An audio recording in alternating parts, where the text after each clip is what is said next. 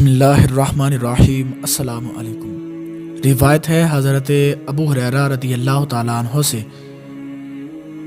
فرماتے ہیں کہ فرمایا نبی پاک صلی اللہ تعالیٰ علیہ وآلہ وسلم نے کہ بنی اسرائیل کا سیاسی انتظام انبیاء کرام علیہ الصلوۃ والسلام کرتے تھے۔ جب کبھی ایک نبی انتقال فرماتے تو دوسرے نبی ان کے پیچھے تشریف لاتے، اور میرے بعد کوئی نبی نہیں، خلفاء ہوں گے اور بہت ہوں گے۔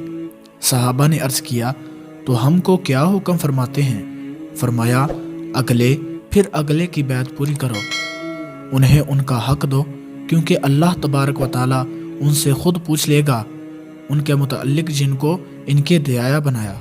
روایت ہے حضرت عوف ابن مالک اشجعی رضی اللہ تعالیٰ عنہ سے، وہ رسول پاک صلی اللہ تعالیٰ علیہ وآلہ وسلم سے روایت کرتے ہیں، فرمایا تمہارے بہترین حکام وہ ہیں جو تم سے محبت کریں اور تم ان سے محبت کرو، انہیں دعائیں دو وہ تمہیں دعائیں دیں، اور تمہارے بدترین حکام وہ ہیں کہ تم ان سے نفرت کرو وہ تم سے نفرت کریں، تم ان پر پھٹکار کرو وہ تم پر لعنت کریں۔ فرماتے ہیں ہم نے عرض کیا یا رسول اللہ، کیا ہم اس وقت ان کو پھینک دیں؟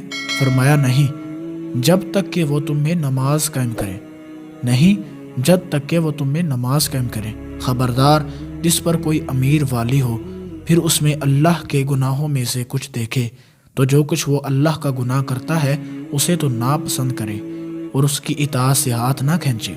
روایت ہے حضرت حارث اشعری رضی اللہ تعالیٰ عنہ سے، فرماتے ہیں فرمایا رسول پاک صلی اللہ تعالیٰ علیہ وآلہ وسلم نے کہ میں تم کو 5 چیزوں کا حکم دیتا ہوں، جماعت کا اور سننے و فرما برداری کرنے اور ہجرت اور خدا کی راہ میں جہاد کرنے کا۔ جو جماعت سے ایک بالشت برابر نکل گیا اس نے اسلام کا پھندا اپنی گردن سے نکال دیا، مگر یہ کہ لوٹ آئے، اور جو جاہلیت کے بلاوے سے بلائے تو وہ دوزخ کی جماعتوں میں سے ہے، اگرچہ روزہ رکھے، نماز پڑھے اور گمان کرے کہ وہ مسلمان ہے۔ دوستو، اللہ تبارک و تعالیٰ سے دعا ہے کہ اللہ رب العزت ہمیں ان احادیث پر عمل کرنے کی توفیق عطا فرمائے۔ ملتے ہیں کسی اگلی ویڈیو میں، تب تک کے لیے اللہ حافظ۔